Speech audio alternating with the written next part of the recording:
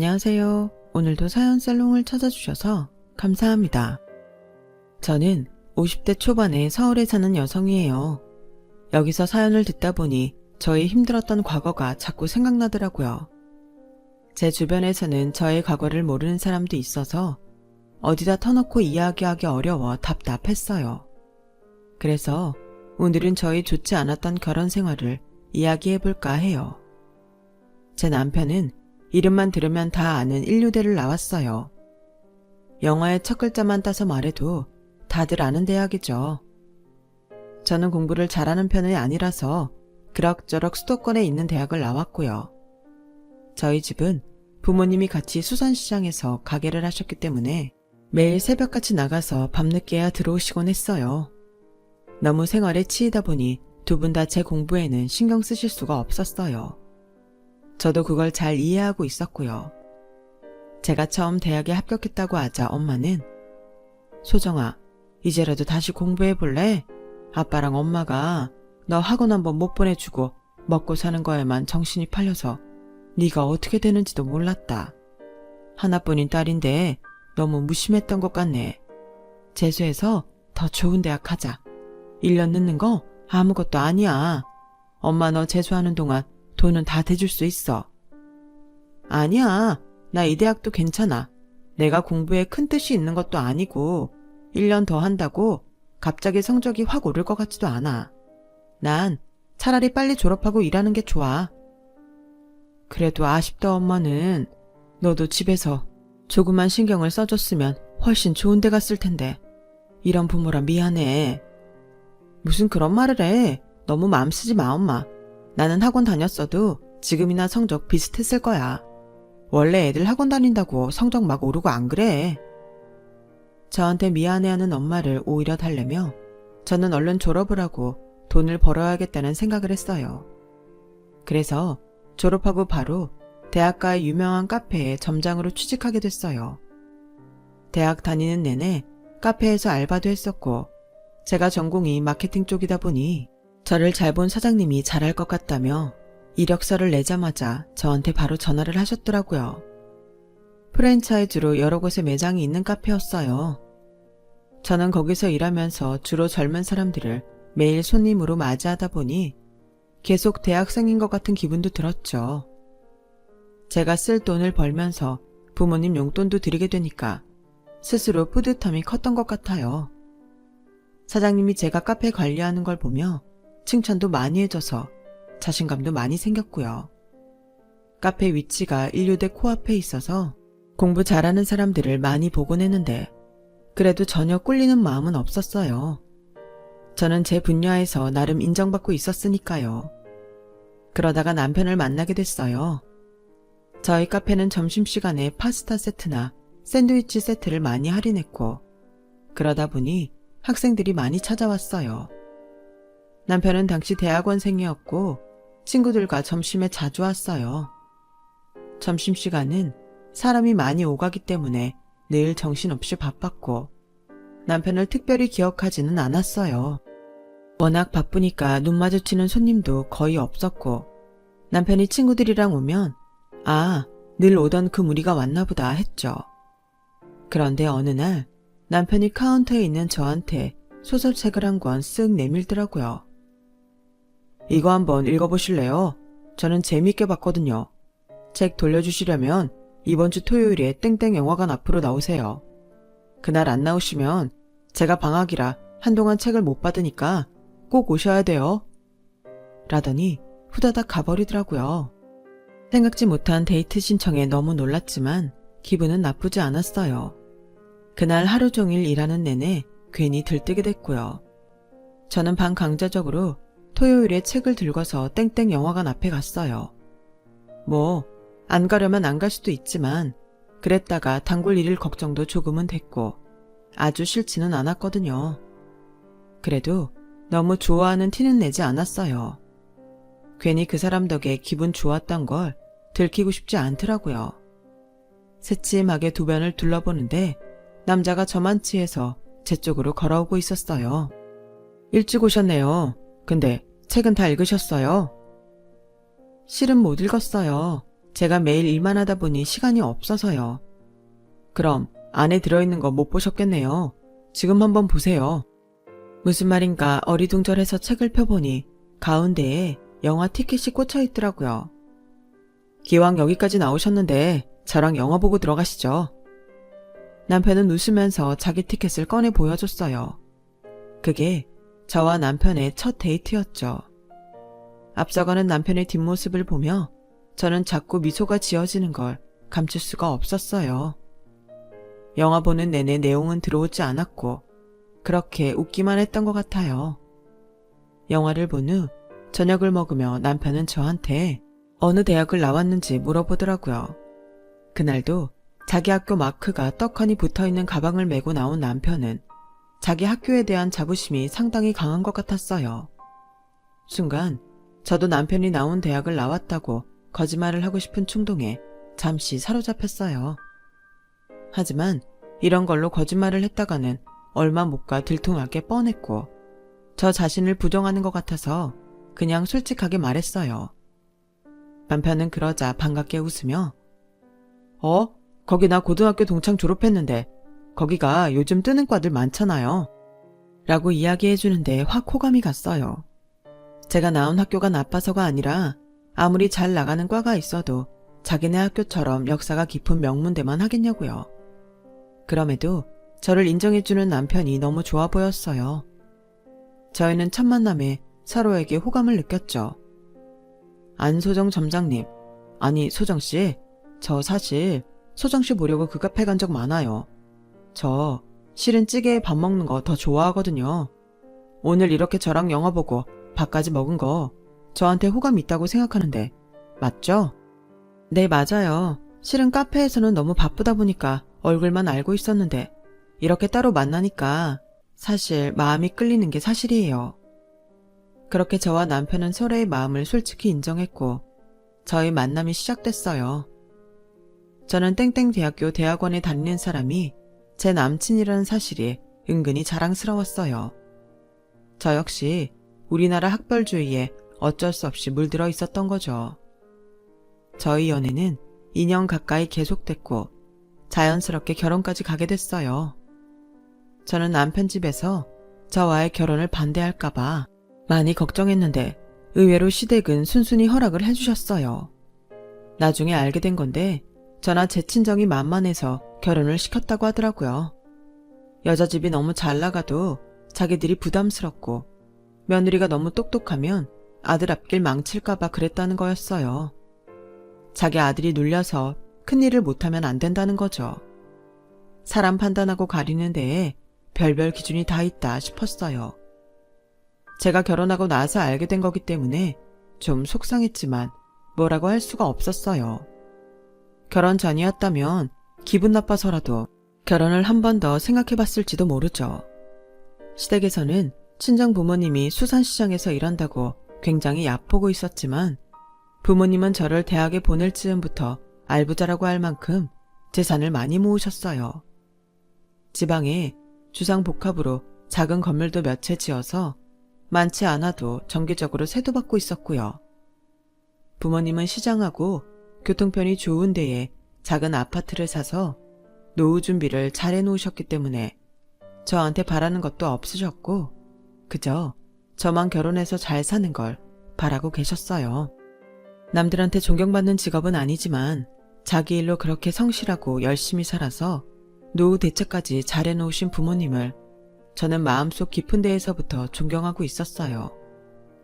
그런 친정 부모님에 비하면 시댁은 남들한테 보여주는 걸 더 신경 쓰는 사람이었어요. 그래서인지 시아버지가 괜찮은 회사 나오셔서 연금을 꽤 받는데도 돈에 쩔쩔 매는 것도 몇 번 봤어요. 저는 실속 있는 부모님 덕분에 시댁에서 어깨를 펼 수 있었어요. 돈 때문에 저희 친정을 얕보지는 못했거든요. 남편은 박사를 딴다며 석사 논문이 통과한 후에 또 시험을 봤어요. 하지만 박사 과정에 떨어졌고 그 다음에 다시 도전했지만 역시나 결과는 마찬가지였어요. 박사 잘 될 줄 알았는데 생각보다 잘 안 되네. 너무 조급하게 마음먹지 말고 편하게 생각해. 이럴 때일수록 멀리 보면서 하는 게 좋다더라. 에이, 모르겠다. 나 박사는 접을래. 석사 땄으면 됐지 뭐.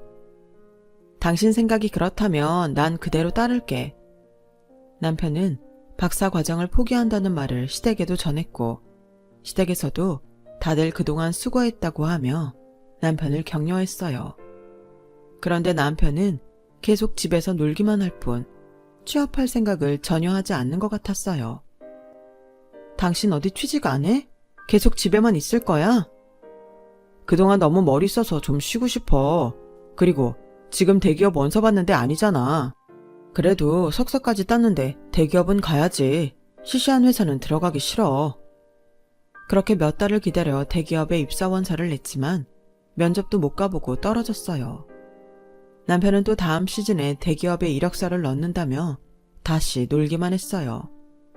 그렇게 2년간을 백수로 지냈는데 남편은 갈수록 그 생활에 적응이 되어가는 것 같더라고요. 알바라도 해서 돈을 번다든지 다른 스펙을 쌓을 생각도 없어 보였어요. 당신 선배 중에 학원하는 사람 있댔잖아. 그분이 낮에 카페에 왔었는데 당신 지금 잠깐 강의해줄 수 있냐고 물어봐달래. 당신하고 연락이 잘 안 된다고. 그런데 나가서 애들 가르치면서 기분 전환하는 것도 괜찮잖아? 뭔 소리야. 그딴 코딱지만한 학원에서 애들 가르치는 게 기분 전환이 되긴 뭐가 돼. 그 선배 당신 카페까지 갔었어? 아 진짜. 일부러 전화 피하면 눈치껏 알아들어야지. 학원을 나갈 거면 내가 원장을 하지 일개 강사를 하겠어. 학교 다닐 때부터 깨지지 하더니 능력도 없는 게 선배랍시고 나한테 그딴 거나 시키라고 들어. 저는 점점 남편에 대한 환상이 사라져갔고 현실 속에 무능하고 남의 눈만 의식하는 허영심 많은 실체를 보게 됐어요. 저는 같은 체인의 새로운 브랜드인 커피 전문점 점장으로 계속 일을 하고 있었어요. 승진이라면 나름 승진이나 다름없었어요. 전보다 제가 권한을 가진 것도 많았고 커피 전문점 브랜드에 대해서는 제 의견도 많이 냈거든요. 일은 즐거웠지만 제 현실을 생각하면 힘날 게 없었어요. 결혼할 때부터 계속 제가 벌어서 집에 생활비니 적금이니 공과금이니 모든 걸 다 썼으니까요. 사실 시댁에도 서운한 게 있었는데 그렇게 잘난 아들이 결혼한다는데도 저희 집이 보잘것없다며 제대로 된 혼수 하나 해주지 않았다는 거였어요. 집 구할 때도 보태줄 돈이 없다고 끝내 한 푼도 내놓지 않았으면서요. 별 수 없이 제가 모아놓았던 돈으로 전세를 얻었는데 결혼해서 2년이 넘도록 제가 버는 족족 다 생활비로 들어가니 가끔은 너무 속상하고 억장이 무너지는 것 같았어요. 정말이지 인류대라고 어디 가서 목에 힘만 줬지 실속은 눈꽃만큼도 없는 사람이었어요. 그럼에도 남편은 자기가 원하는 이상만 쫓았어요. 그런 중에 또 저 몰래 일을 벌였더라고요. 갑자기 저한테 모르는 사람 번호로 전화가 왔는데 김정호 씨 아내분 되시죠? 김정호 씨가 지금 저희 땡땡캐피탈 대출받은 거 계속 연체돼서 그러는데 이런 식이면 저희도 강제로 집행할 수밖에 없습니다. 그 업체는 이름만 캐피탈이지 완전 사채업자였어요. 사채 돈만이 아니라 무슨 벤처기업에 투자를 하겠다고 여기저기서 돈을 끌어다가 넣었더라고요. 그런데 그 회사는 쫄딱 망하고 문을 닫아서 어디에서도 투자금을 받아낼 수 없는 상황이었고요. 아니, 투자를 하고 싶으면 능력이 되는 만큼만 해야지. 이게 뭐야? 다들 몇 억씩 하는데 나만 꼴랑 천 이렇게 하면 돼? 그래도 명색이 땡땡 대학 나왔고 내 얼굴 아는 사람도 있는데 좀 그렇잖아. 그래서 이익 냈어? 투자금 돌려받았냐고. 아니잖아. 정말 언제까지 그놈의 대학 타령만 하고 이럴 거야. 저는 이번만큼은 안 되겠다 싶어서 시댁에 찾아갔어요. 어머니, 저희 좀 도와주세요. 그이가 너무 돈을 많이 빌려서 그 사람들이 찾아오고 난리도 아니에요. 이러다가 그 사람한테 무슨 일 생길까 봐 걱정이에요. 뭘 그렇게 난리냐? 네가 돈 버는데 네가 메꿔야지. 그걸 우리 보고 해달라고 하면 어떡하니? 그 사람 사채를 3억이나 빌렸어요. 돈 한 푼 안 벌면서요. 저 혼자는 감당이 안 돼요. 좀 도와주세요. 얘, 너 미쳤니? 네 남편이 빌린 돈을 왜 우리한테 그래? 우리 같은 늙은이가 무슨 힘이 있어서 나가서 돈을 벌겠어? 너도 알다시피 우리 여유 없잖아. 그런 건 좀 니들이 알아서 해. 그 큰 돈을 언제다 갚아요? 저랑 상의도 안 하고 버린 거예요. 뭐 너랑 말 안 하고 한 것 때문에 네가 기분 상할 수는 있겠지만 정우도 잘해보려고 하다가 그렇게 된 거잖아. 걔가 일부러 손해보려고 그런 일 했겠어? 남자가 그런 것도 해볼 수 있는 거지. 그런 거 갖고 너무 징징대면 될 일도 안 된다. 이번 일 가지고 정우 기죽이지 마라. 니네 친정 알부자로 소문났던데 돈도 믿지 않겠어? 뭐 지방에서 세도 받아먹는데 딸내미 그 정도는 도와주시겠지. 힘없는 나한테 이러지 말고 니네 엄마한테 도와달라고 해라. 정말이지 눈물이 핑 돌았지만 더는 시댁에 아쉬운 소리를 하고 싶지 않아서 그대로 나왔어요. 저는 밤새 잠도 못 자고 고민한 끝에 결국 친정을 찾아갔어요. 어떻게 해도 답이 나오지 않더라고요. 어쩔 수 없이 저는 모든 사실을 친정 부모님께 말했고 화가 단단히 난 아빠는 남편을 당장 불렀어요. 자네 어떻게 이런 사고를 쳐? 결혼하고 한 번도 돈도 못 벌었으면서 뭐? 3억? 어떻게 이렇게 무책임할 수 있어? 죄송합니다, 장인어른. 이게 저희 동창들 사이에서 괜찮은 데라고 소개를 받은 건데 저도 이렇게 될 줄은 몰랐습니다. 제발 책임감이라는 걸 가져봐. 어떻게 수중에 돈 들어오는 데도 없는데 그런 큰 돈을 빌려서 이런 사달을 만들어? 이번만 도와주는 거야. 앞으로 정신 똑바로 차리고 살아. 정말 감사합니다, 장인어른 장모님. 이 은혜 잊지 않겠습니다. 저도 이 사람 여태까지 고생한 거 다 갚으려고 했던 거였어요. 앞으로는 정말 잘하겠습니다. 자네 결혼하고 벌써 3년 다 되어가잖아. 그런데 아직도 돈을 안 벌면 어떡하나? 걱정하지 마세요, 장인어른. 제가 땡땡대학 나왔잖아요. 정말 괜찮은 일 하게 될 겁니다. 친정 부모님은 여전히 자기 대학만을 내세우는 남편을 보며 크게 한숨을 쉬었어요. 돈을 마련해 주면서도 친정 부모님은 남편한테 더는 기대가 없는 것처럼 보였고 사실 저도 그랬어요. 그런데 시어머니는 한술 더 뜨시더라고요. 아니, 기왕 하나뿐인 사위 도와줄 거면 지방에 있는 건물 하나 정도 넘겨줘도 되는 거 아니니? 어차피 그거 다 결국 정우가 받을 건데 미리 주면 어때서? 어떻게 딱 그 빚 갚을 돈만 주는지 좀 서운하다 얘. 저는 너무 화가 나서 시쳇말로 완전히 뚜껑이 열렸어요. 어머니, 이거 남편이 사고친 거고 저희 부모님은 안 써도 될 돈 쓰신 거예요. 그 잘랑 땡땡대 나온 거 빼고는 아무것도 해놓은 게 없잖아요. 큰 소리 치던 대기업도 다 떨어지고 선배가 오라던 학원도 안 갔어요. 그동안 제가 다 먹여 살렸잖아요. 그런데 지금 저희 부모님한테 건물 달라는 소리가 나오세요? 어머니 아버님은 저희 한 푼도 안 도와주셔놓고 어떻게 그런 말씀이 술술 나오세요? 자꾸 이러시면 저도 다 생각이 있어요. 저 명절날도 어머님 아버님 용돈 못 드려요. 저도 돈 모아서 대책을 세워야죠. 라며 하고 싶은 말을 했더니 속이 좀 풀렸어요. 시어머니도 아차 싶었는지 그 이후로 찍소리 안 하고 지내더군요. 남편도 꽤나 제 눈치를 보고 전에 없이 제 비위를 맞췄고요. 저는 그때 이후로 집에 틀어박혀 엉뚱한 생각만 하는 것 같은 남편한테 자꾸 화가 나서 짜증을 냈어요. 그리고 얼마 후 시어머니 생일이 다가왔어요. 저는 당시 카페 일이 너무 바빠서 미처 기억을 못했어요. 남편은 제가 시어머니 생일 챙길 생각을 안 하니까 불만스러운 얼굴로 말하더군요. 좀 있으면 엄마 생신인데 선물은 뭐 가져갈지 안 알아봐? 나 바쁘잖아. 당신이 시간도 많은데 알아서 시켜. 자꾸 나한테 모든 일을 미루지 말라고. 저도 모르게 목소리가 날카로워지며 소리를 질렀고 남편을 뭘 사야 될지 모르겠다고 투덜거리더니 자기가 식당 예약을 했다며 시어머니 생일날 밥을 먹자고 하더라고요. 그날 식당을 가니 시부모님이 먼저 와 있었어요. 두 분은 제 눈치를 보며 별 말을 안 했고 저도 말없이 밥만 먹었죠. 그런데 남편이 그 자리에서 이런 말을 하더라고요. 나 결심한 게 하나 있거든. 다들 들어줘. 내가 2년 동안 공부해서 사법고시 합격할 거야. 나 자신 있어. 그리고 내 나이 아직 33인데 젊다면 젊은 거지. 나보다 더 나이 먹고도 붙는 사람 있잖아. 사법고시를 본다고? 당신이? 당신 법에 대해 아는 거 있어? 내가 그동안 집에서 놀고만 있었던 거 아니야. 여기저기 알아보고 공부도 좀 해봤어. 그리고 지난 사법고시도 문제집에 나온 거 풀어봤는데 꽤 성적이 괜찮더라고. 그러니까 다들 조금만 기다려봐. 내가 떡하니 시험 붙어서 변호사 될 테니까. 아우 그래. 너 아주 생각 잘했다. 얘야, 너도 이게 낫지 않겠니?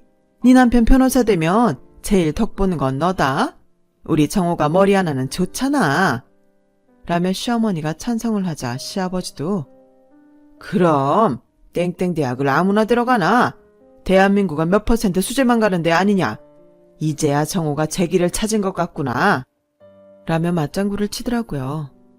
저는 이제 땡땡 대학이니 인류대 소리만 들어도 진저리가 났지만 그래도 또 투자네 뭐네 하며 사고치고 수습 못하느니 차라리 자기가 제일 잘하는 공부나 죽어라 파는 게 낫겠다 싶었어요.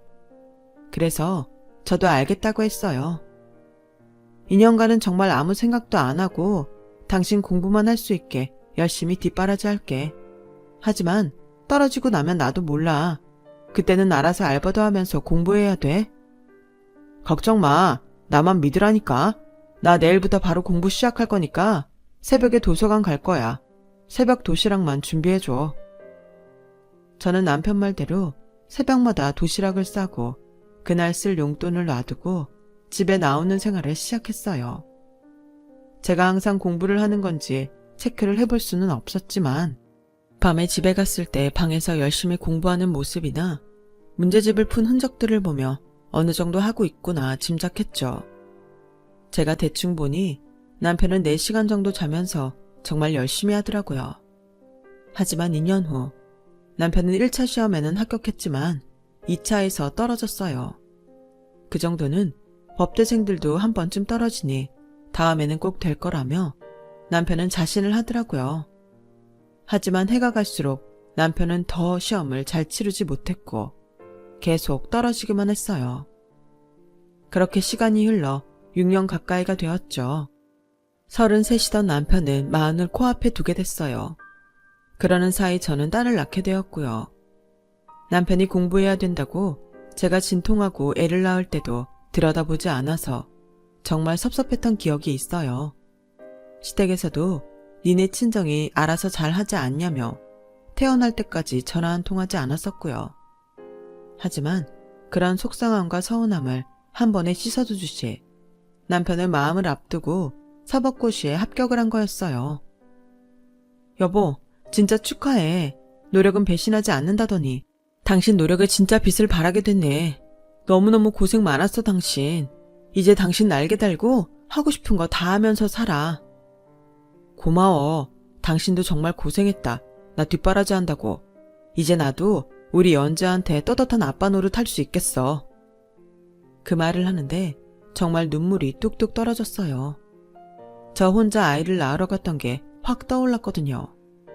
당시에는 괜찮다고 스스로를 세뇌하며 병원에 입원했는데 사실은 다들 남편 손잡고 왔는데 저만 덜렁 누워서 친정엄마를 기다리던 게 굉장히 가슴 아팠던 거죠. 남편의 합격 소식은 양가 부모님들한테도 기쁨이 됐어요. 친정에서도 너무 좋아하며 남편한테 양복도 해주고 지갑이며 벨트에 구두까지 전부 명품으로 사줬죠.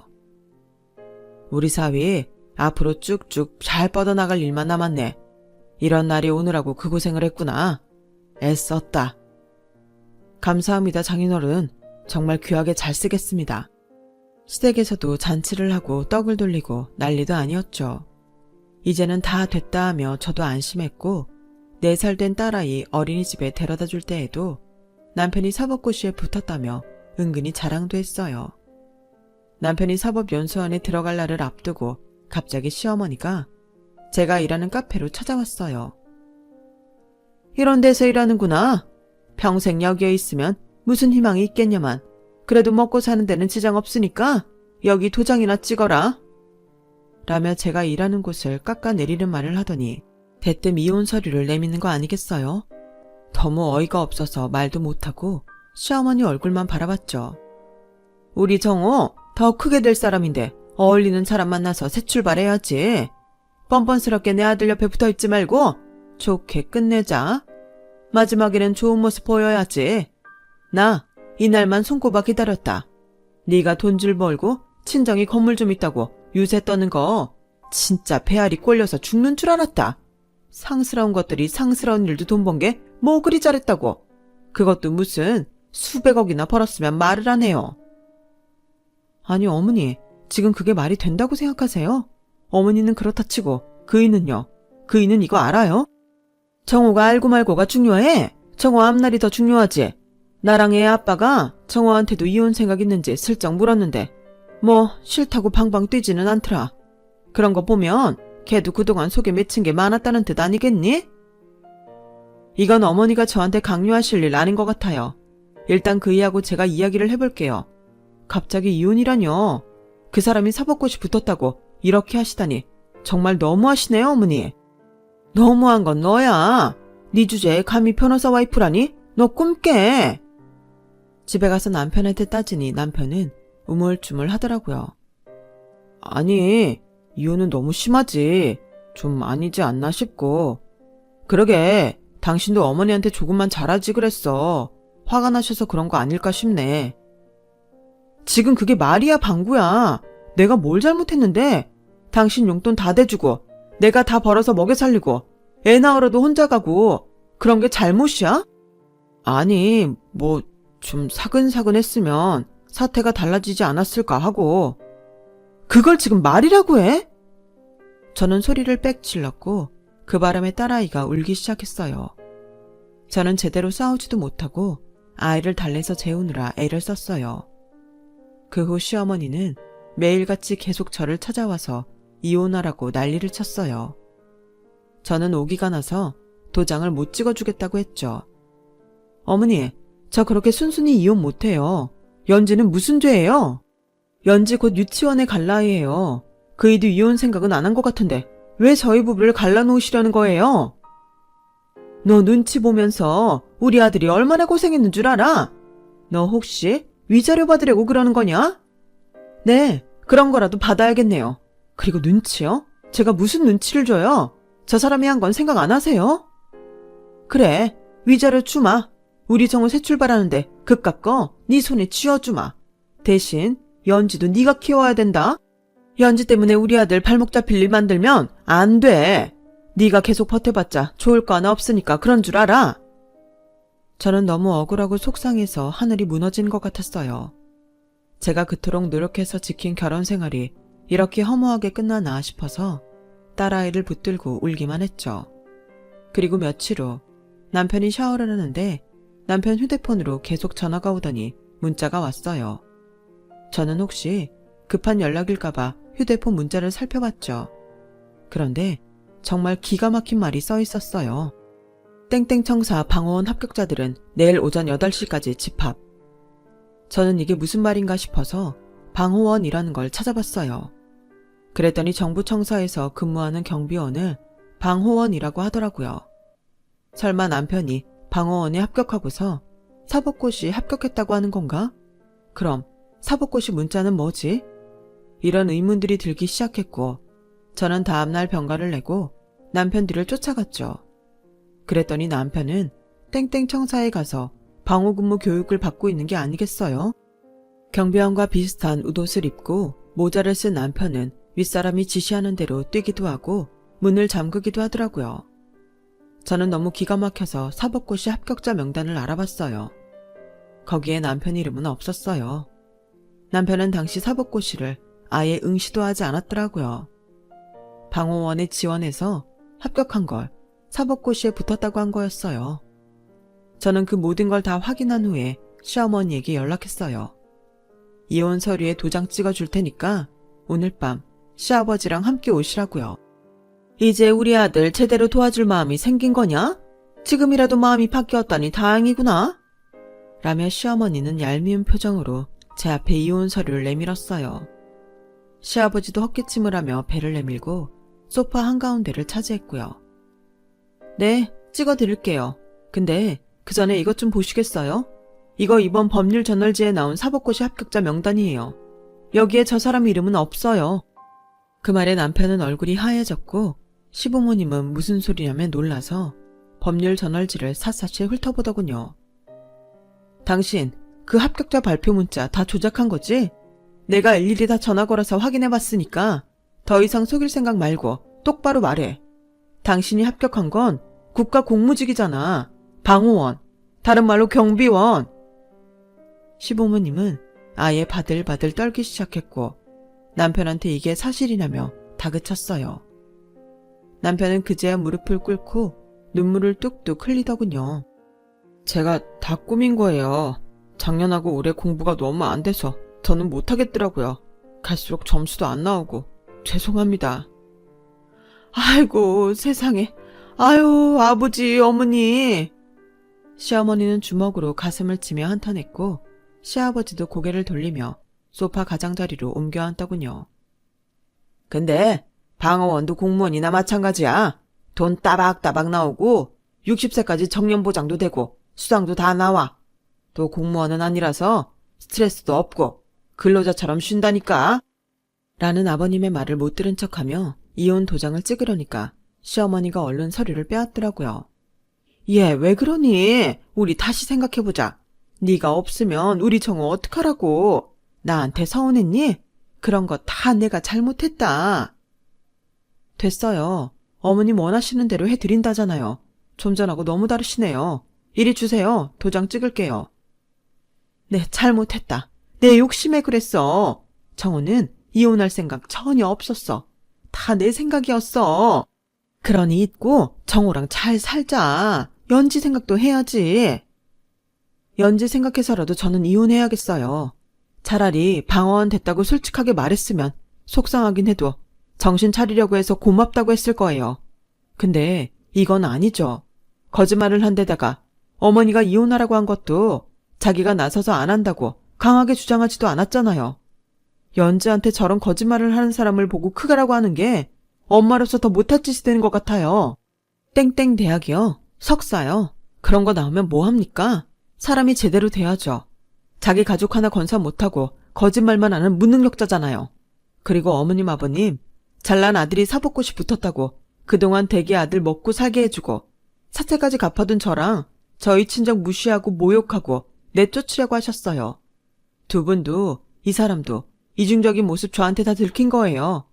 100번 저한테 사과해도 저 이혼할 거예요. 여보, 진짜 미안해. 당신 말이 다 맞아. 이혼 생각은 정말 없었어. 시간이 좀 지나면 말하려고 했어. 당신이라면 내가 그런 일을 해도 이해해 주겠지만 당장은 내 위신을 좀 세우고 싶었어. 그래, 당신은 항상 자기 위신이나 체면 같은 게 더 중요하지. 그래서 마누라가 혼자 벌어먹이느라 고생해도 그게 안 보였잖아. 나도 미쳤지. 이런 사람하고 왜 계속 살려고 했는지 도장 찍어. 얘야, 아가, 제발 다시 생각해보자꾸나. 정어도 이렇게 잘못했다고 빌잖니? 아니요, 저 아가라고 하지 마세요. 소름 끼쳐요. 도장 찍을 테니까 새 출발하세요. 내가 대기 아들 옆에 붙어 있어서 팔자 꼬였다고 생각했죠? 웃기지 마세요. 내 팔자 꼬이게 한 게 대기 아들이야. 제가 강하게 나오자 시부모님은 결국 돌아갔고 저는 그날로 남편 짐을 챙겨 시댁으로 보냈어요. 다음날 저는 시어머니한테 전화를 했어요. 저한테 위자료 주신다고 한 거 꼭 주셔야 돼요. 어제는 잘 모르셨겠지만 제가 어제 있었던 일 다 녹음해 놨거든요. 그러니 다른 궁리하면서 머리 쓰지 마세요. 그렇게 저는 이혼 소송에 들어갔고 시댁에서 아이를 빌미로 어떻게든 이혼 안 하게 만들려고 별수를 다 썼지만 제가 녹음한 내용과 그동안의 남편의 행태 그리고 제 수입이 월등히 많다는 점 등이 다 고려돼서 재판은 제가 승소했고 남편은 저한테 막대한 위자료를 물게 됐어요. 남편과 이혼하면서 저는 제 카페를 차리게 됐어요. 그동안 대형 커피 전문점에서 일했던 노하우를 살려서 제가 원하는 카페를 만들기로 한 거죠. 남편은 위자료에 우리 부모님이 갚아줬던 3억까지 물어주라는 판결을 받아서 평생 돈을 갚으며 살게 됐고요. 그러느라 지방에 내려가서까지 일용직을 한다고 하더군요. 시댁은 집을 팔고 작은 데로 옮겨갔고요. 그렇게 이혼하고 지금까지 혼자서 아이를 키웠고 그 아이가 곧 고등학생이 된답니다. 아이 역시 아빠에 대해서는 안 좋은 기억만 있다며 어떻게 지내는지 알려고 하지도 않더라고요. 가끔 시어머니가 아이를 찾아가서 아빠랑 같이 산다고 하라는 둥 꼬셨나 보던데 그때 딸아이가 아주 당차게 아빠나 할아버지 할머니는 보고 싶지도 않다고 했다네요. 딸에게까지 그런 상처를 남겨서 얼마나 미안한지 모르겠어요. 지금의 저는 카페는 젊은 매니저에게 맡기고 바리스타 교육도 하고 다른 사람들 창업도 도와주며 살고 있답니다. 남편이 없지만 딸과 친정 부모님과 행복하게 잘 살고 있어요. 제 이야기는 여기까지예요. 끝까지 들어주신 분들 모두 건강하시고요. 매일 행복하시고 좋은 일만 있기를 바랄게요. 감사합니다. 여러분, 사연 댓글에 응원과 현명한 조언 부탁드려요. 좋아요와 구독은 저에게 큰 힘이 됩니다. 오늘도 좋은 일 가득하세요.